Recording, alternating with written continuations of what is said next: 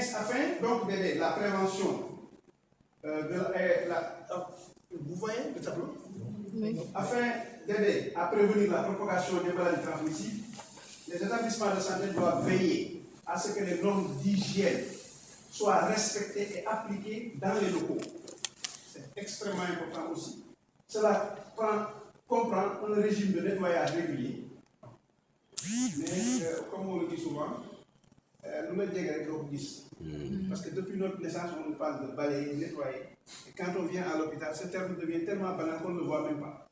C'est pourquoi on dit que le nettoyage régulier, ainsi que la stérilisation d'équipements médicaux, ou bien le nettoyage des surfaces et des sols, tous ces éléments contribuent de manière tout à fait importante à l'amélioration de l'hygiène et de la qualité en matière de soins. Et c'est pourquoi on dit que le risque aussi peut également être réduit grâce à l'utilisation d'équipements de protection individuelle. On n'en parle pas souvent, mais aussi la mise en œuvre de pratiques d'hygiène des mains. Des mesures nécessaires doivent être mises en place pour réduire le risque de contamination aux patients et aux autres. Quand on va à l'hôpital, souvent on dit ne touchez pas à ce matériel, il est infecté. Le matériel ne peut pas être infecté, le matériel peut être contaminé. Quand on parle d'infection, c'est parce qu'il y a signes cliniques. On ne peut pas trouver des signes cliniques sur le matériel. Donc le matériel est contaminé.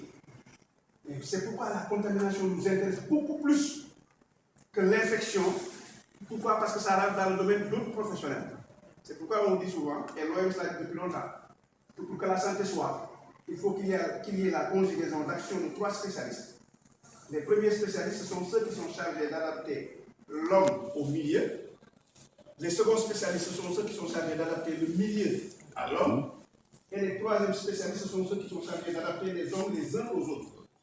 C'est pourquoi on retrouve les travailleurs sociaux dans nos structures. Et on se dit, mais qu'est-ce qu'ils vont faire ici? Ils sont importants parce que ce sont eux qui nous permettent de nous adapter les uns aux autres. Celui qui soigne, il dit, mais ils nous complaisent ces gens-là. Pourquoi ils sont là? Pourquoi ils n'ont pas nettoyé? Ils doivent comprendre que ceux-là sont chargés d'adapter le milieu à l'homme. Mais ceux qui sont chargés d'adapter l'homme au milieu, ce sont véritablement les soignants.